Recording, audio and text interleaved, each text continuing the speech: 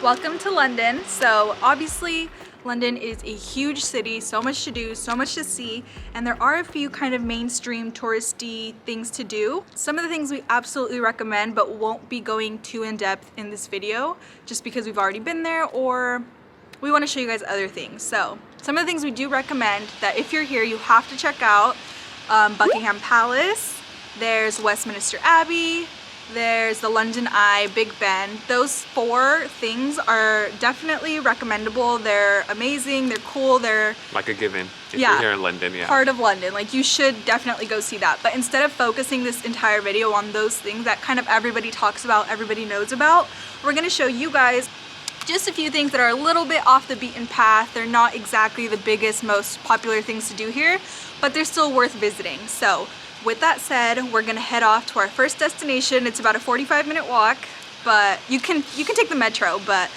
we're gonna walk today. It's nice and cold, so it should be not too bad. So we're heading off and we'll meet you guys there. So we made it to our destination. We are in Neal's Yard in Covent Gardens. This place is really, really pretty. It's super colorful. It's definitely an Instagram like paradise. Definitely a place to check out if you want cute pics, cute videos, but there's so much more than just that. There's a lot of cute bars, a lot of cute shops. There's theaters, there's restaurants, cafes, there's a lot to do here. And we do recommend you walk here from wherever you're staying because if you are walking here, there's more to see, there's more to, you can kind of experience it better than like if you come here in an Uber or in a bus or whatever. So definitely walk here. It's kind of small, but it's super worth it. It's right now where it's like Christmas season, so it's full of like Christmas lights. The stores have like Christmas decor. It's really pretty.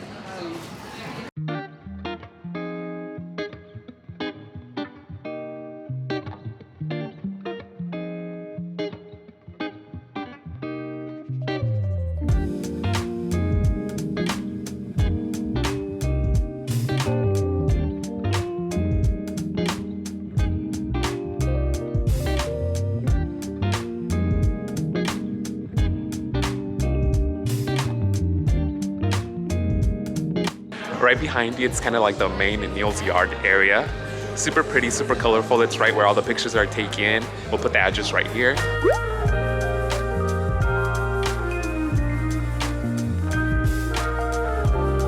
I'm assuming it gets really crowded maybe like during the summer and when it's high tourist season. So right now there's not that many people honestly, but it is really small, so just keep in mind. And I do think it's a residential area as well, so kind of just keep it down.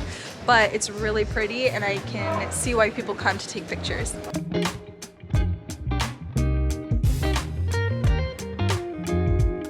Okay, so we mentioned there's a lot of stores, and if you guys know what The Ordinary is, or it's like they have it in the US, but they have it here too. They have an actual store.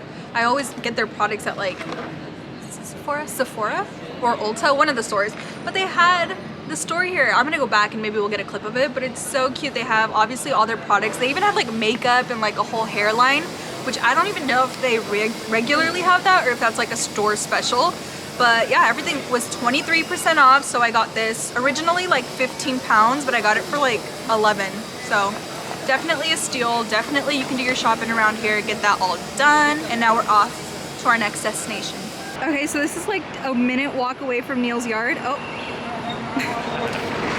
And it's like a Harry Potter building. It might be like a museum or something, so if you're a fan of the movie, let us know what this is. I don't know, I feel like low-key this building could have been in one of the movies. So if you like Harry Potter, that's something else for you to do. If you know me, you know I love going to bookstores, but why I bring this up is because, why do I bring it up? Because honestly, you don't have to be a big book lover to appreciate the bookstores of London. Just really beautiful ones that are like aesthetic for the holidays, but also just really nice and pretty. And I don't know if it's just me, but like bookstores give me like a warm hug feeling every time I walk into one. So they have Waterstones, which is like the Barnes & Noble equivalent. It's more like a chain, big chain bookstore. But then they have foils, hatchards, and which are kind of smaller. There's like 2 or 3 branches of them. And right now we are actually outside of foils, which I haven't gone into, so we're gonna go in right now and check it out. But I definitely recommend drop by a bookstore. Even if you don't like books, I'll highly recommend it because they're so unique and nice that you'll still probably have a good time. And there's a book in there for everybody, so you just gotta find what you like, and then I promise you there's a book in there, and then you should just buy it because books are awesome.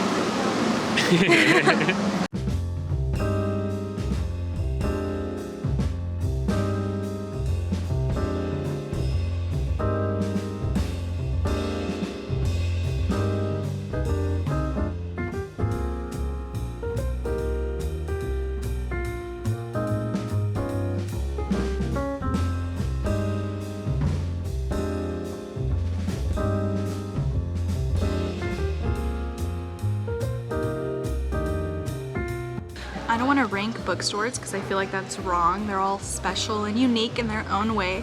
But this bookstore literally has 6 floors and a cafe. It's like everything you could ask for and more. I promise you there's a book for everybody. I could literally be here for hours. Don't act like you didn't rank that bookstore in Madrid. Like, this is my favorite one in the world. Okay, that bookstore was nice, but I mean, no, yeah. That bookstore and then every other one. Definitely check out a bookstore in London if you're here.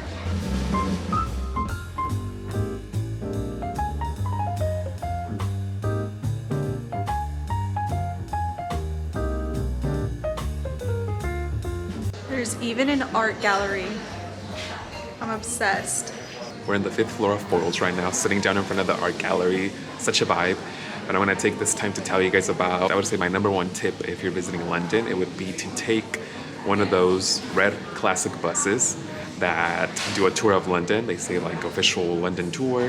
You buy like the tickets online. It's like a day pass. And I believe the price is around £35 per person, and it's an all-day event, 24 hours. From the first time you get on a bus, you have until the next day at that time to get on your final ride. Super worth it. We did one of those when we first got to London in like our first week here.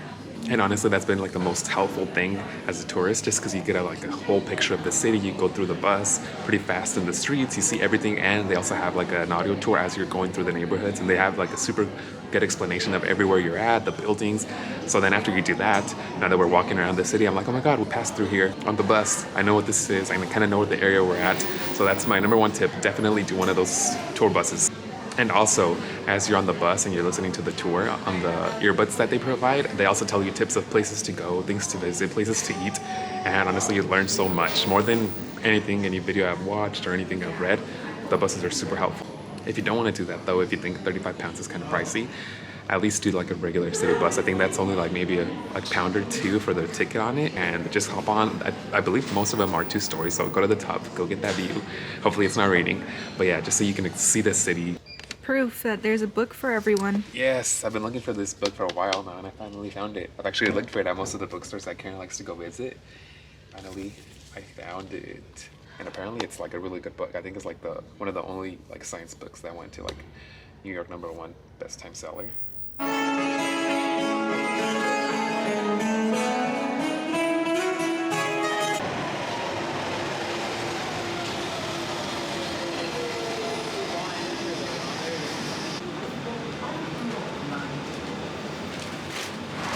So we made it to Notting Hill, which is a very kind of classic part of London. It actually got gentrified in the 21st century, and now it's become one of the more desirable and expensive places to live in the city. But it's honestly really nice to walk around in. If you're in the mood for some high-end shopping, you can do that here. Also eat at some nice fancy restaurants. They have all of that here. Very well known for their very like white brick buildings. They're like everywhere. The facades of the houses are like all white. We are in Notting Hill, but we are specifically on Portobello Market, or Portobello Road.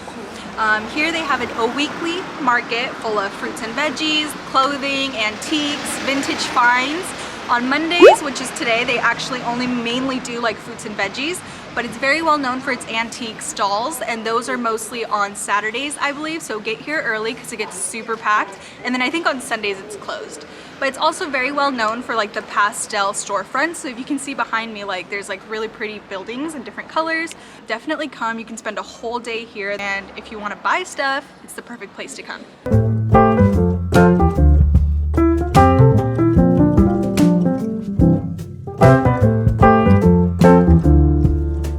This part of London is also very picturesque, so there's these streets right here, I'm going to put them listed, where you can get some really good places to find pictures. Sorry that the quality just changed up on the video. Our camera actually died and we brought a spare battery, but we chose the battery that needed charging and we left the charged battery at home. So now we're using our phones. But anyway, on to the most exciting part of the video, at least for me. We're outside of the Churchill, what is it called? The Churchill Arms. We're outside of the Churchill Arms pub. It's a pub super popular in this area and it's very well known for its decor. Apparently during the spring and summer times they spend over £25,000 to just fill it up with flowers and like beauty.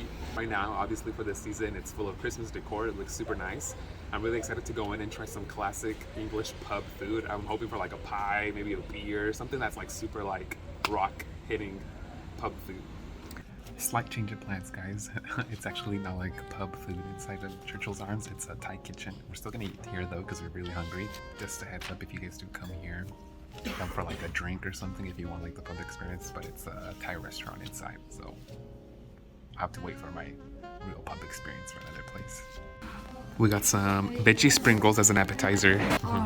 I was like 0.2 seconds away from being hangry, so these are really good and they're like nice and warm. It's not pub food, but Thai food always slaps. So yeah, maybe she'll look that up.